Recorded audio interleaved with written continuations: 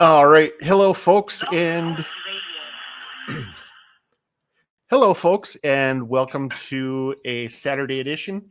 You may think that we're going to do On My Mind with Adrian and Chris tonight, but we're actually going to do a new podcast called Steel Rails Podcast. There's two other guys with me. I volunteer with them at the Minnesota Transportation Museum.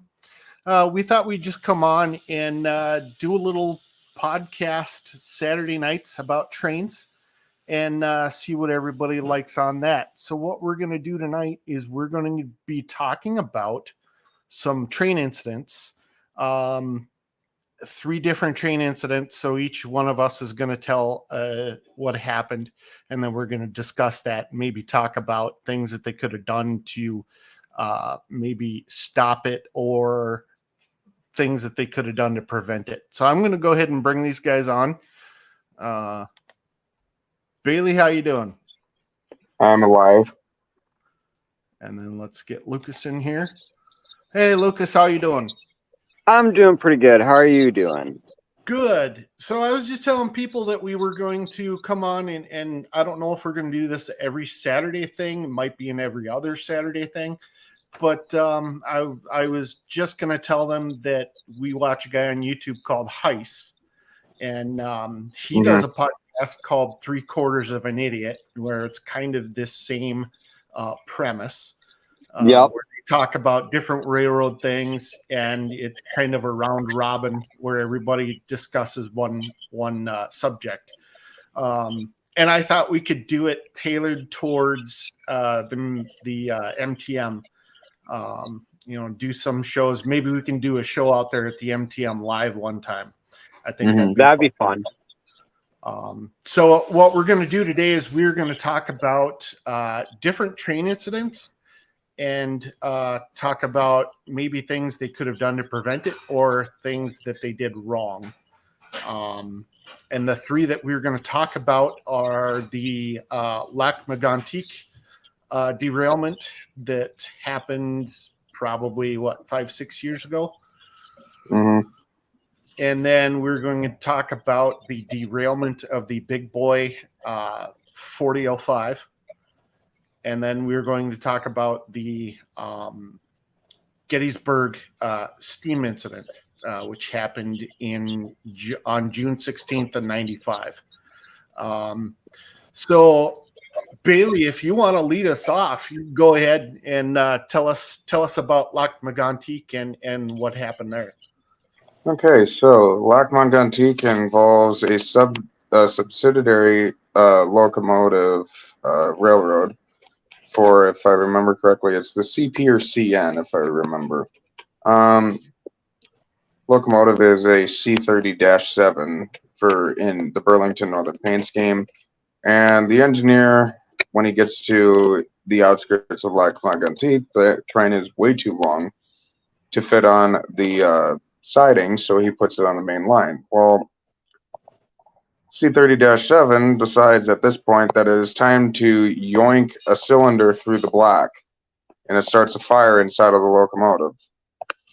Fire crews are called to put out the fire, but the only way to put out the fire is to turn off the locomotive, which they do. What they don't realize is this also eventually will bleed the air brake system on the locomotive, and what happens is that during the night, all the brakes are bled completely, and the locomotive rolls down the hill towards Lac-Mégantic.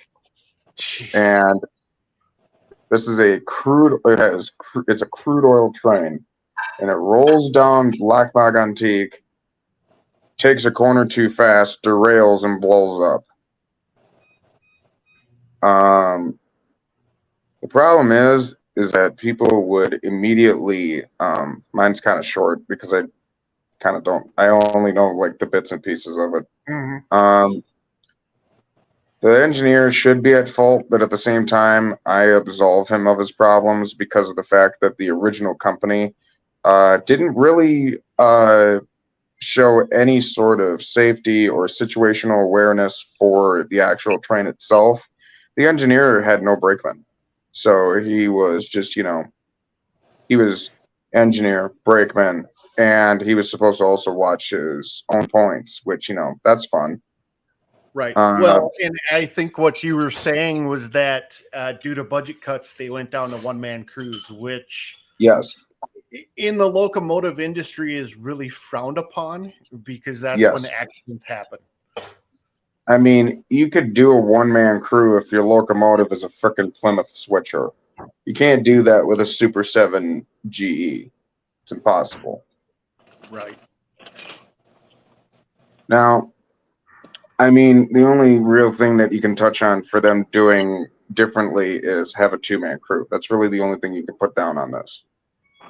Right. Well, and That's the problem. the fact that he only applied one mechanical brake Yes. before he left. Mm-hmm. So I think that's pretty crazy. But the thing that I find noble about that is so when he left, when he knocked off for the night and the cab picked him up, he went in town to Lac Mégantic to a hotel.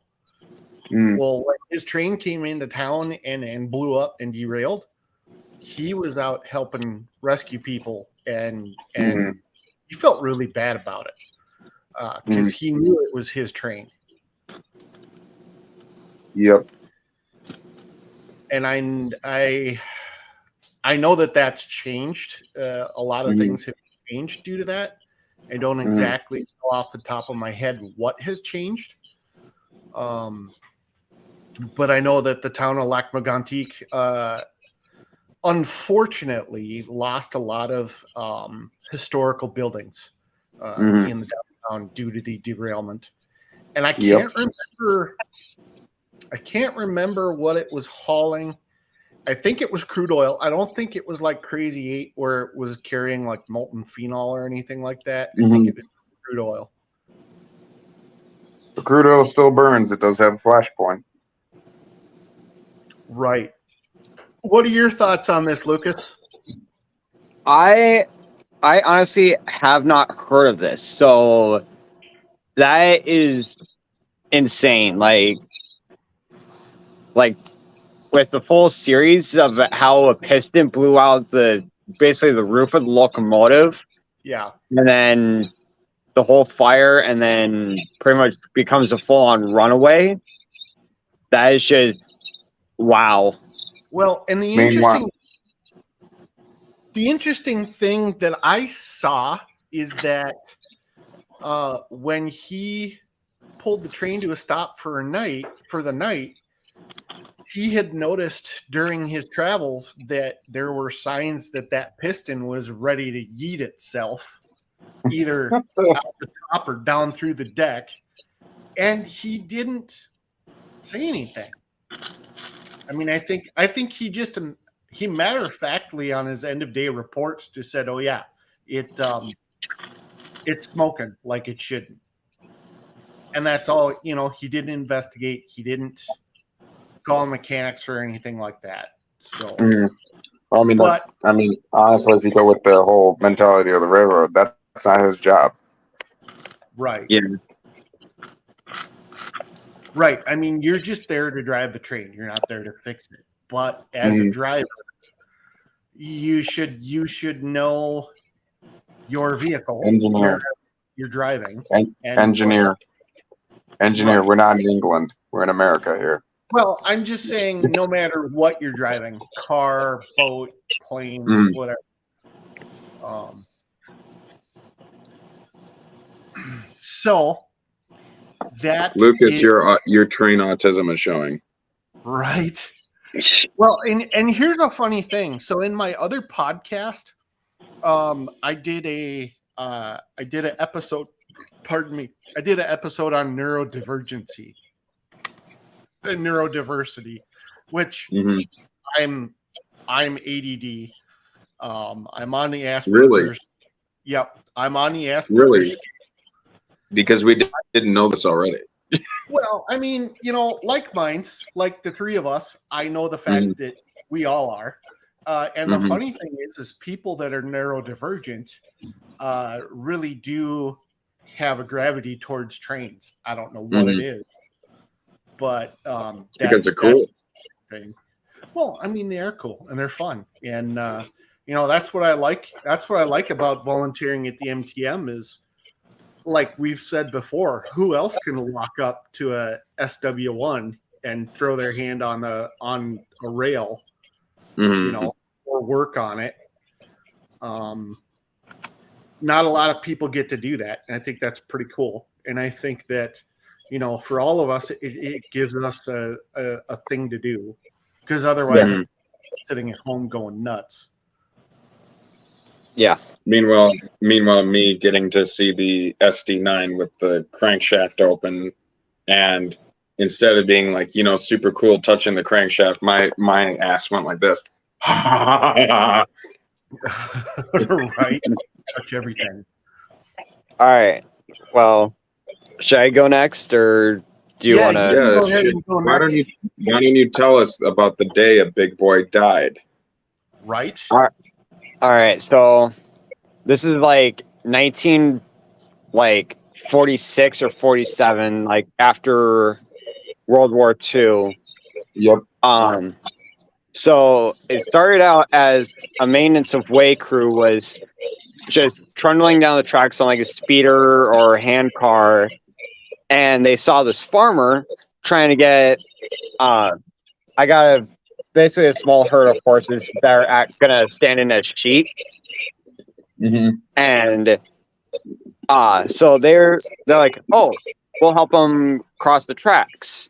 So they sent one person out to each of the switches, and they're gonna wait for the next train to go through. Well, it turns out some of the crew of the maintenance of way didn't understand English very well, and so one guy is like, oh, so I just go out and throw the switch, okay?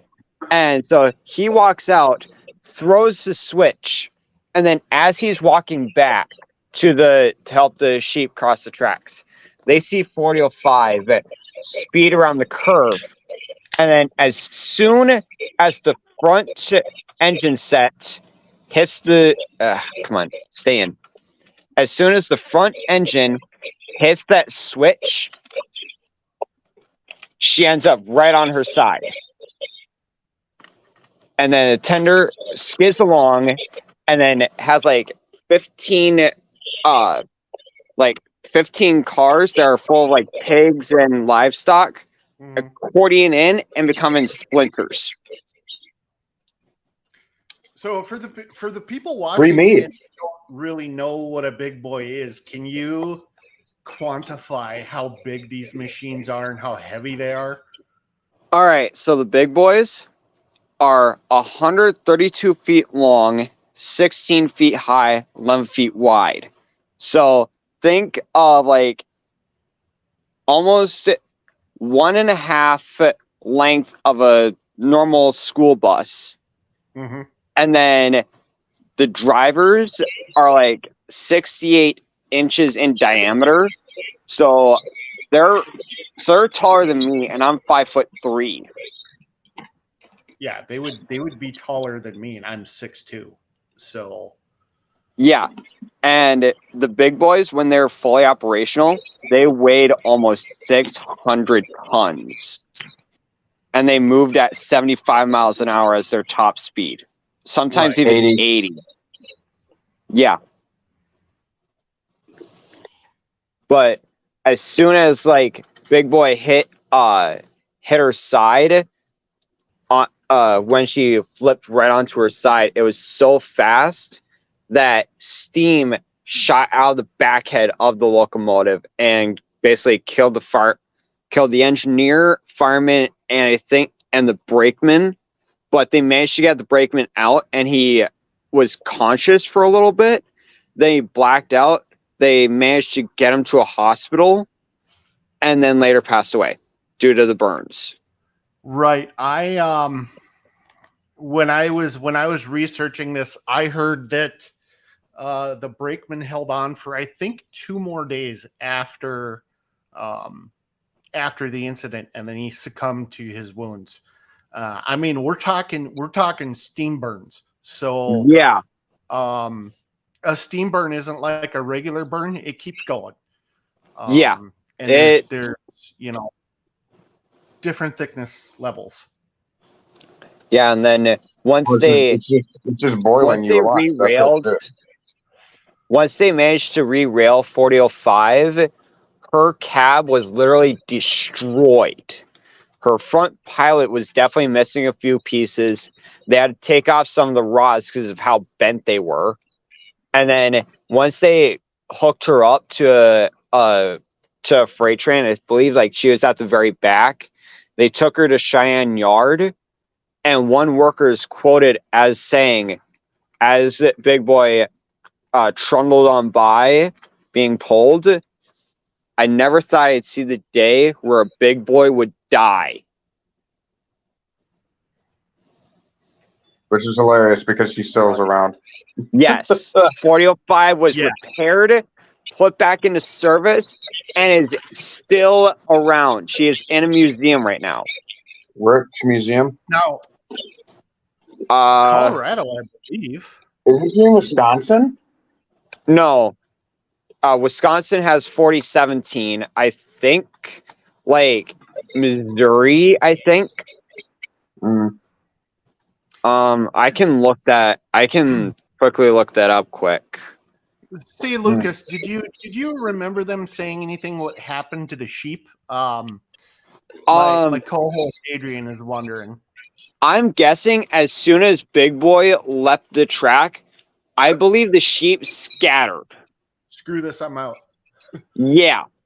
And then they actually were hauling, there's actually a tiny bit of funniness to this, whereas the crewman was taking out some of the dead pigs, someone actually regained consciousness, and they'd run around trying to catch these pigs. Well, and the funny thing about the pigs is they weren't just normal sized pigs; they were the Iowa breed, and those things are massive. So Yeah. like Lucas said, the guys were out doing the rescue thing, and all of a sudden they'd look. One would get up, shake off whatever he shook off, and just yeet themselves out into the darkness and never be found. Yeah. Mm-hmm. And so I'm guessing the sheep probably did the same thing as they pretty much said, F this amount and scattered. Right. See ya. Yeah. Well, and I wanted to thank you for going ahead and showing that to us on your HO set. That was actually pretty cool. I didn't think of doing that. Sometimes I could do that on my layout. I've got to N scale upstairs, but that was actually a pretty good idea to do that. It's like, hey, I have 4005. I can just reenact the full on wreck. Right. So was there anything as far as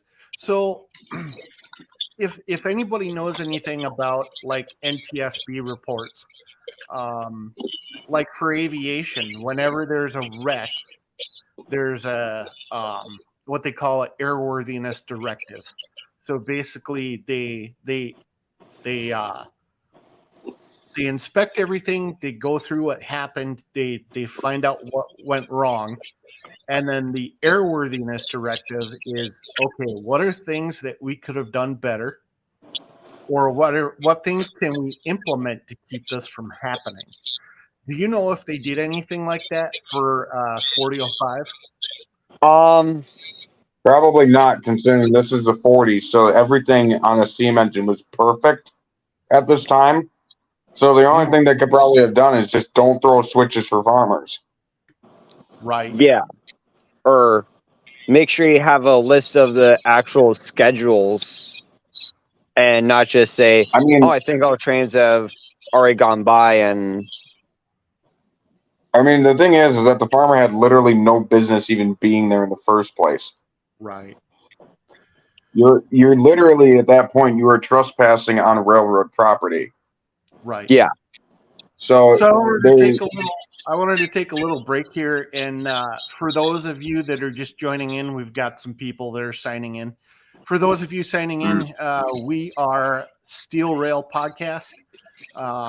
We all three of us volunteer at the Minnesota Transportation Museum.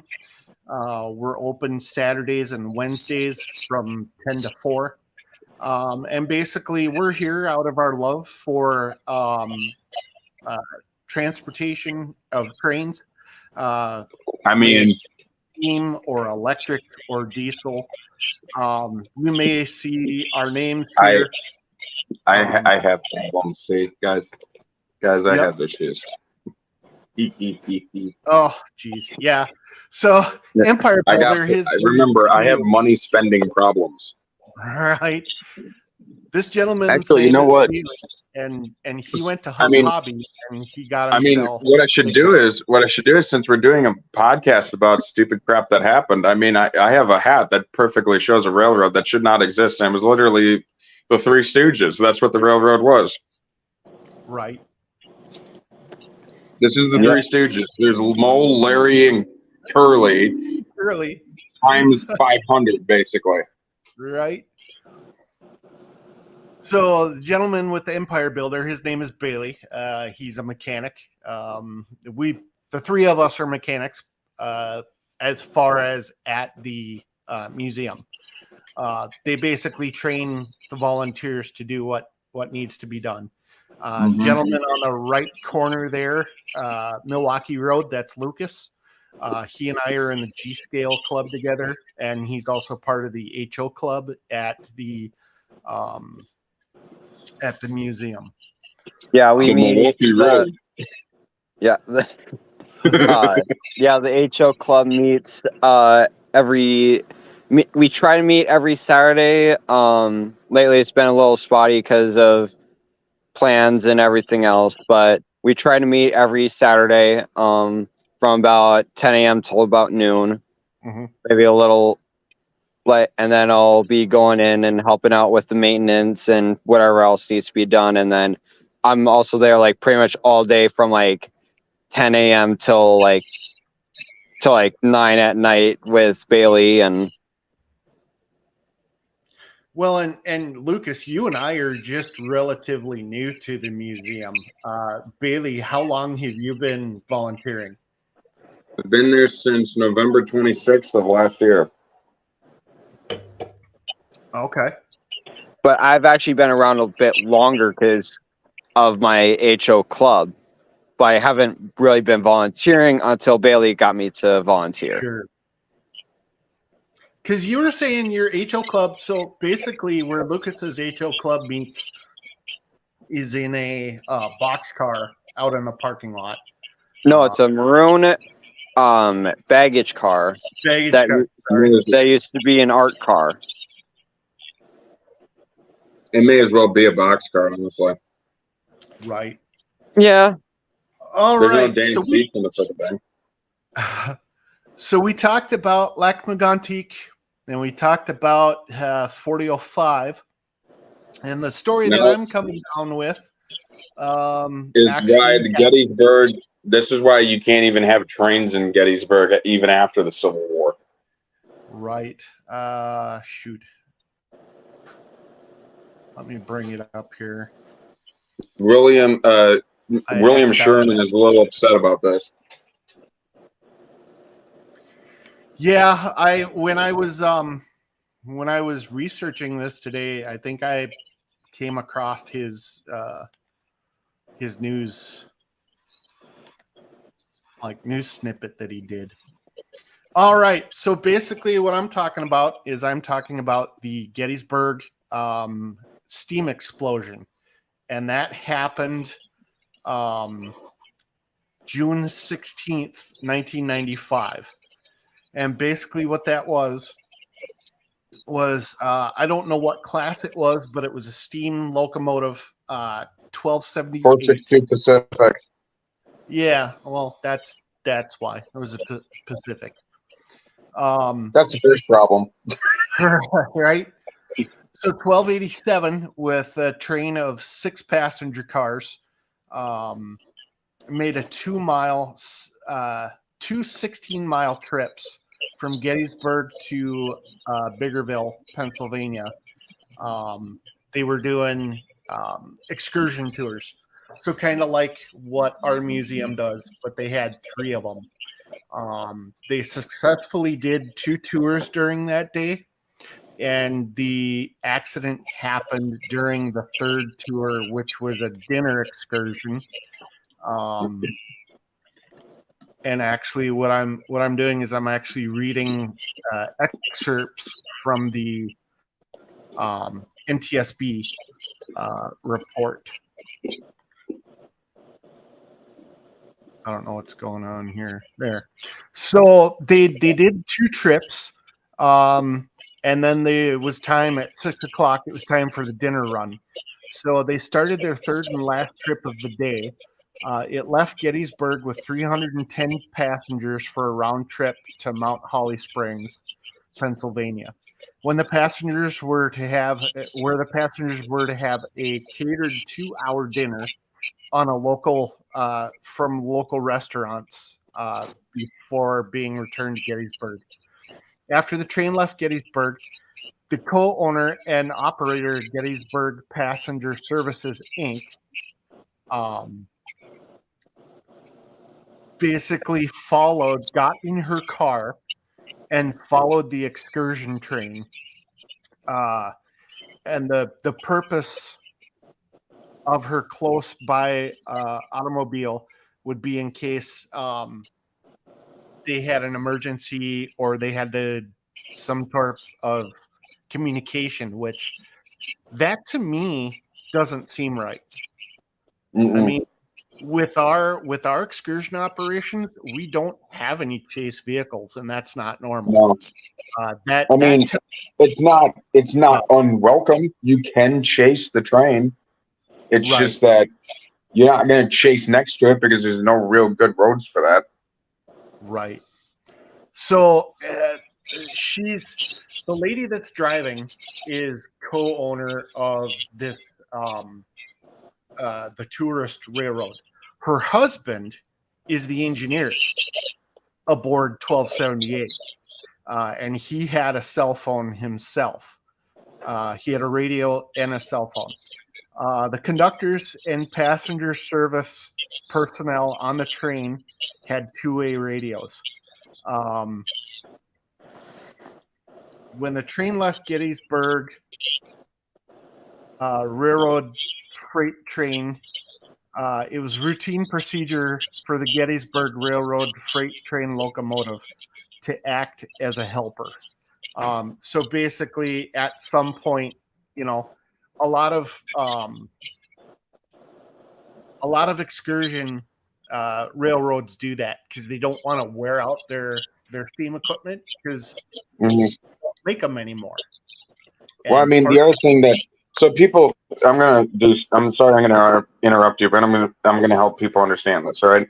Yeah. People in comments, whenever they see a steam engine that has a diesel helper, they always get mad that it's like, oh, well, the diesel's doing all the work. The steam engine's just gliding around. And it's like, I'm sitting here in the comment section going, if you own this steam engine, you can do what you want with it. Unfortunately, you don't own it, so shut up. Right. They want to preserve something that's older than you times probably 5. So get over it. Yeah. Deal with it. I mean, for God's sakes, for instance, when 4014 pushed that stalled freight, yes, yeah. 4015 was probably in notch 1 or maybe notch 2. And the only reason it was doing this was not because it was showing like, oh, the big boy's weak, can't do this. It's doing this because if the big boy stalls, the locomotive behind big boy is more than capable of doing it. Right. So, all right. So the helper locomotive, which was a diesel electric, latches on. And as they're going, it says, according to testimony, a check valve, a one-way valve between the feed water heater pump, the feed pump, and the boiler had been leaking all day. Even though the valve had recently been repaired on a previous trip that day, when the locomotive, when 1278 was running backwards next to a double-tiered open observation passenger car. The spray Mhm. from the leaking valve basically made people clear half of the observation car because they were getting hit with hot water. Yeah. Yeah. And that was during like one of its last runs. And I sent you guys a video of this happening. Yes. Mhm. It was like a 2-minute clip. And so basically what happened is it ended up having what's called a backdraft in the boiler. And basically what happened was usually those backdrafts happen when there's no water on the crown sheet. Very important thing about a steam locomotive is it has to have water to stay cool. If it doesn't have water, it's going to blow up. Mm-hmm. Mhm. And basically what happened was they're going down the line, and in the video, you see this big cloud of steam erupt out of the cab, and then the Mhm. train to a stop. Well, what happened was you had a steam explosion. Well, there's 3 guys in the cab. All 3 guys were burnt. I think the engineer, I think, was burnt like 60% of his body. Ooh. Mhm. And that unfortunately sucks because as we were talking about steam, it sucks. So basically what happened is NTSB came out, FRA came out, which FRA is the Federal Railroad Administration. NTSB is National Transportation and Safety Board. They take care of all types of DOT crashes, airline crashes, railroad crashes. They're the governing body that comes out and takes care of those things, does the investigations, gets to the bottom Hey, of them. one second, all right? Just 1 sec. So there's someone in the chat telling me and Lucas to turn off our phones. Well, unfortunately, the thing is that we're on our phones in this podcast because we do not have laptops. Yeah. So I understand there's feedback, but I don't want to make this sound like a bad thing I'm about to say, but get over it. I mean, That is good Lord. my co-host, so be nice. I get it's your co-host, but at the same time, I'm a mechanic. Get over it. Could be worse. Yeah. Okay. So basically, so NTSB came out, FRA came out, and what happened was they did destructive investigation where they start pulling things apart and looking at the steam lines and looking at what happened. And the interesting thing is when they poked their heads in the firebox and they looked at the crown sheet, Mhm. that sucker was buckled about 12 inches. Mhm. And the interesting thing about that I was reading was it wasn't as severe of an explosion because of the way that the crown sheet and the stays were constructed. They used different types of crown stays interchangeably, and that added more stability and structure to the firebox. Because they said if just used one, it would have gone up, and if it would have gone up, it would have taken the locomotive. It would have taken the first couple of cars with it. So basically, during their deconstructive investigation, they noticed that the inspection light on the back of the water glass was out, Mhm. which that was a federal recommendation. Well, it wasn't a federal recommendation. You have to have legally, you have to have a light on the backside of your on the backside of your water glass to see the level Yep. of the water in the boiler. They didn't have that. And then when they Mhm. pulled the pipes apart to look, the inside of the pipe was 80% occluded by hard water buildup.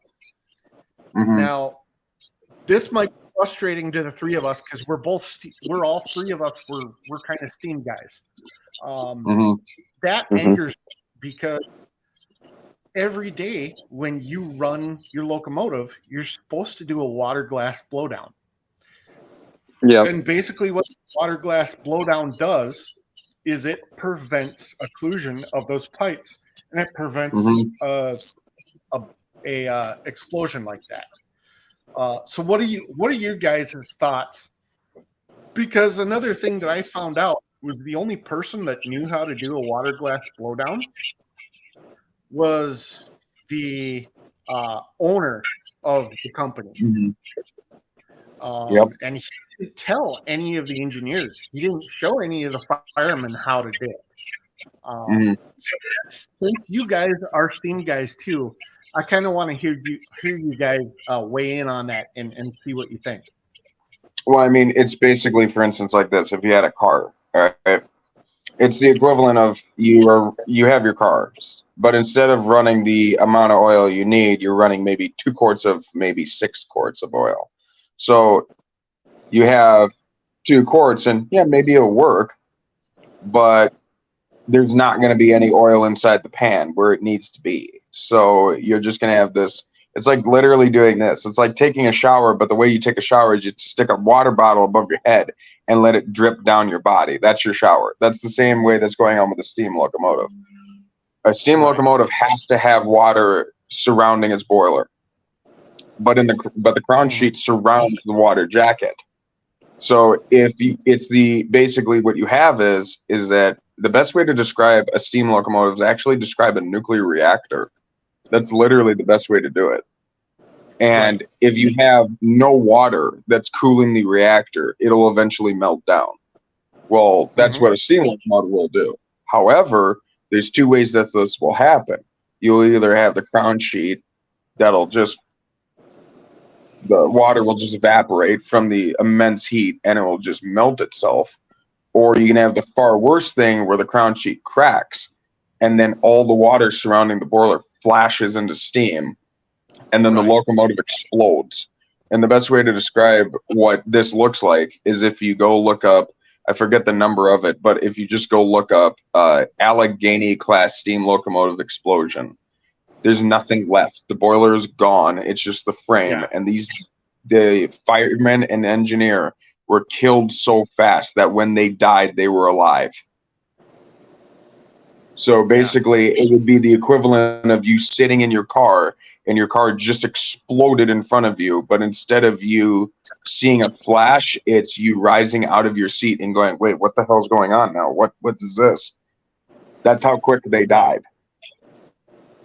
So Yeah. that's what can happen with a steam engine. It is not a toy that you can just screw around with.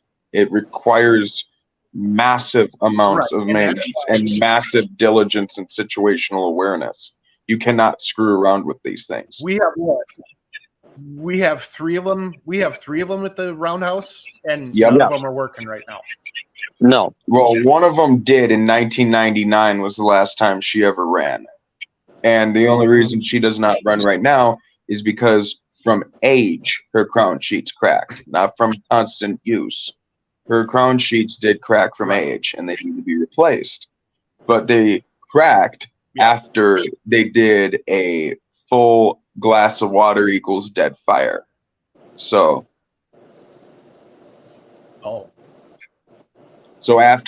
the fire was gone and they dumped the ash pan, did they realize that the crown sheets were cracked? Right. And cracking a crown sheet cracking a crown sheet isn't even that hard. It's like breaking your head gasket. That's all it is. When your head gasket goes in your car, that's the equivalent of crown sheet going. Yeah. And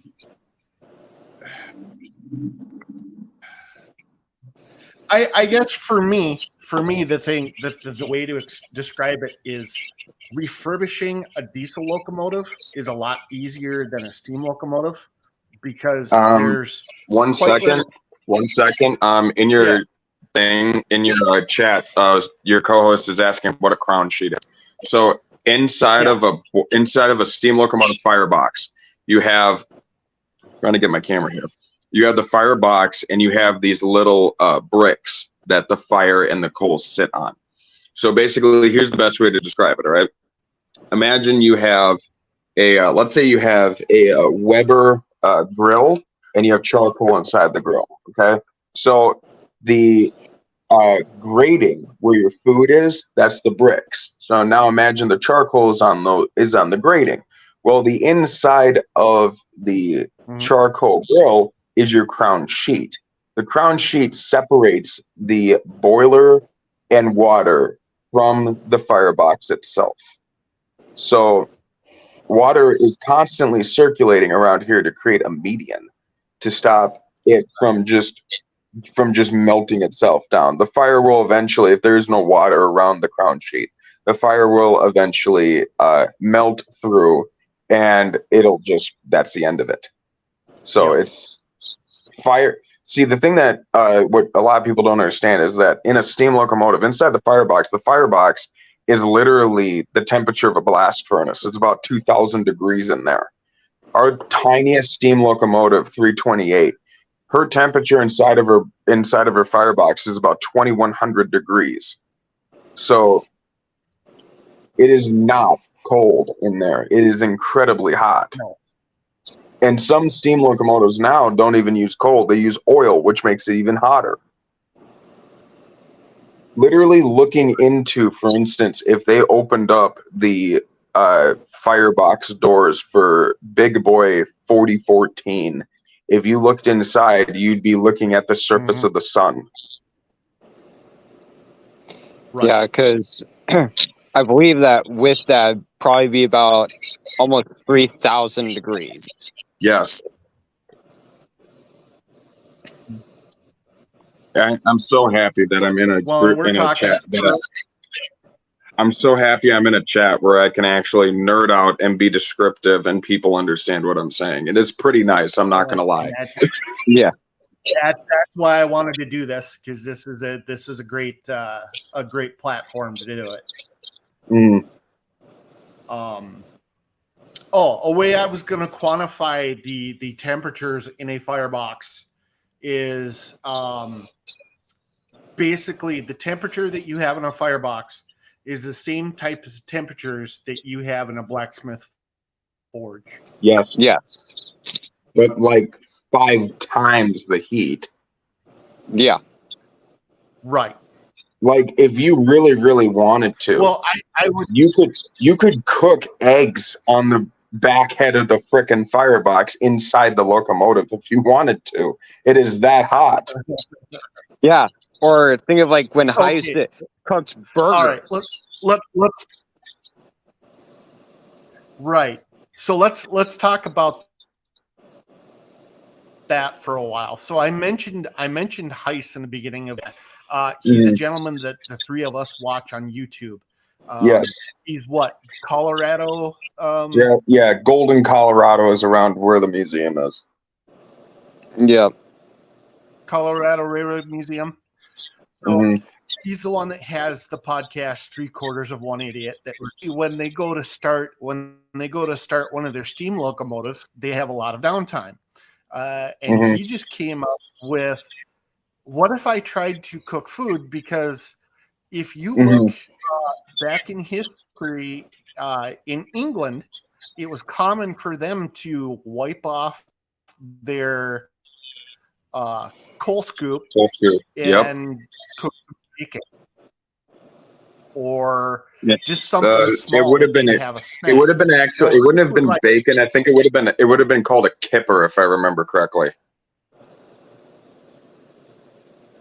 Well, it's not bacon as we see it. It's like a thick cut of ham. imagine like something that's a little thicker than Canadian bacon. That's what they would be cooking. Yeah. Right. Yep. So Heist was like, well, I'm going to do a couple of videos of it, and I think he did pizza, he did burgers. The one that I was surprised about is he did a rack of ribs in the smoke chamber. Yes. Which Yeah. I thought that was pretty cool. And And I apparently believe they the came out really latest. Yeah, I believe the latest one he did is he actually cooked bacon and eggs Yes. on the coal scoop. Yep. See, Right. now the thing here's Yeah. another thing to help people understand how we're able to cook these. So personally, Lucas has a number 5 Milwaukee Road coal scoop, and I have a number 2 Great Northern Railway coal scoop. I actually Um, have it right here. So yeah, he can show you. I don't have mine. I'm not at home, so I can't show you. But the thing That is, is my so my coal what you scoop do right is there. that shovel. What people don't understand, that shovel end is not steel. That's cast iron. You are Yeah. literally holding a shovel that is the same material that they use for old wood-fired pizza deals. Right. Yeah. So it's the most same of the time- material. It's the same But the thing material, is that- pretty much as the Yeah. skillet right here. So you have to understand with steam engines inside their firebox, that steel, that cast iron is going to heat up a lot faster than a stove will. So by the time Yeah. that you think, oh well, the bacon hasn't been cooked yet on your stove, our bacon's being cooked within 20 seconds because of the basically blast furnace heat out of the firebox. Yeah. Bituminous coal burns very hot. So Yes.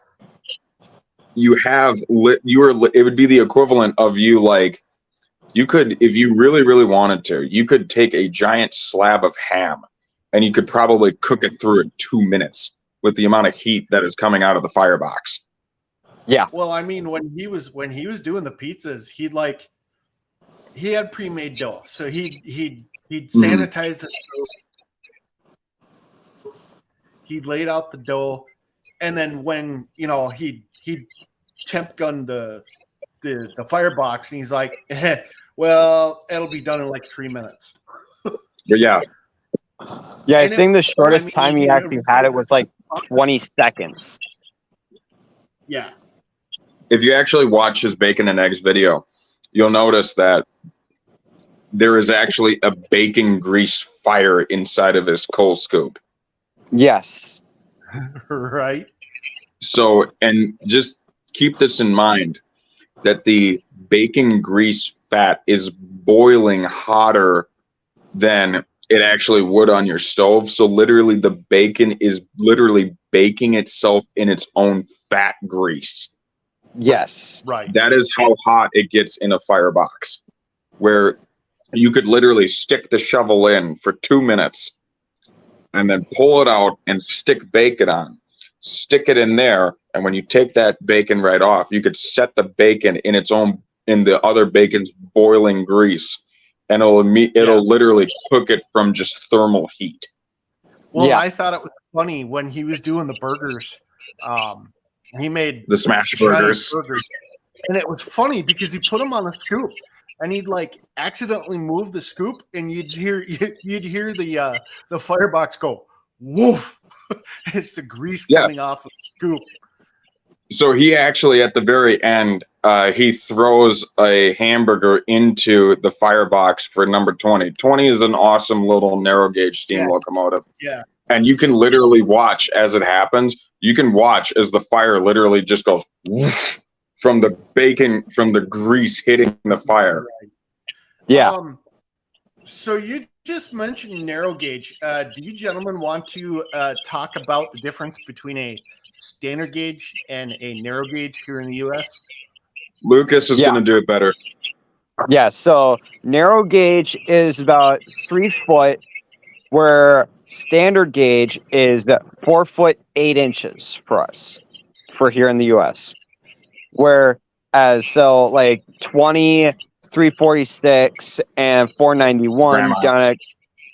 down at the Colorado Railroad Museum. That is on 3 foot, so there's 3 feet between each rail. Whereas standard gauge, there's 4 foot 8 inches between each rail. So when you compare the Right. difference between narrow gauge and standard gauge steam engine, well, for standard, you need a lot more heat because it's a bigger locomotive. Whereas narrow gauge, you don't need that. You don't need as much heat to run a steam locomotive. But I believe 491, the largest locomotive that they have, it pretty much could be put on like standard gauge wheels and then be turned into a standard gauge locomotive.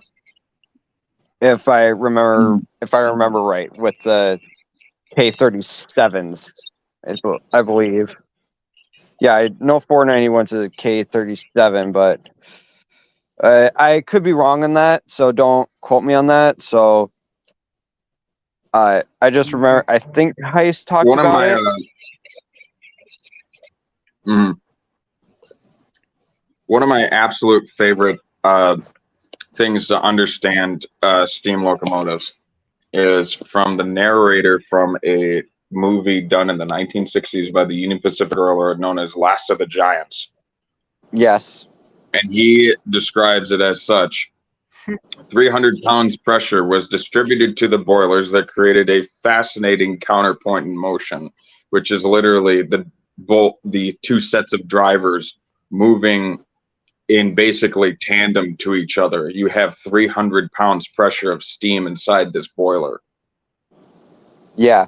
Whereas, say that is crazy amount of pressure out of just a boiler. They've gone higher, but yeah, for a standard locomotive, that is quite a bit. yeah, That's why Big Boy's whistle is so loud. Yeah. That's why she's making so much noise when she's only going like Bailey, 10 miles an hour.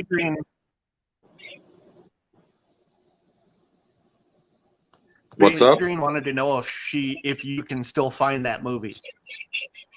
Yeah, you were talking about that excerpt. Literally, all you have to do is go and look up on YouTube "Last of the Giants," and the thing that will come up is what looks like the drivers of a giant steam locomotive. That's all you have to do. Yeah.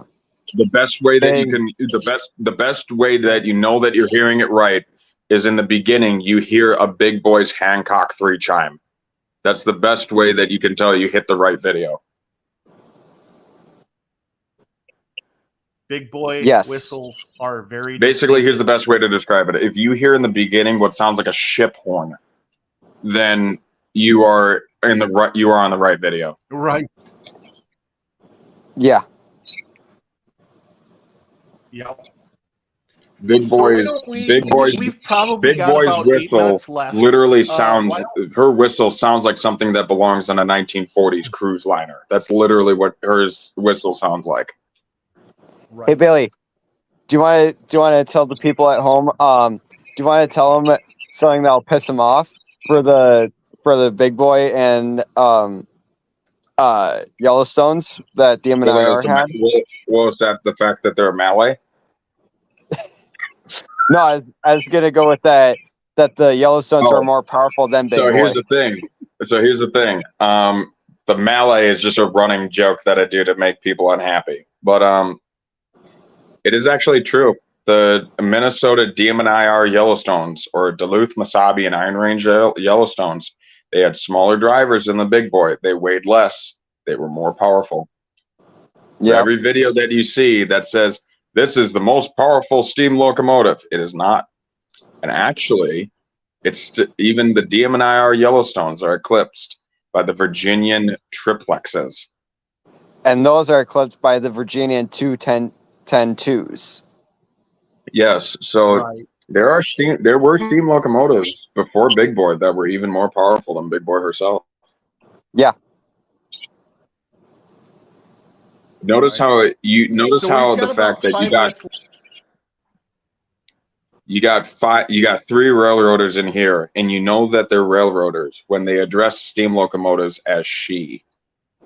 Yes.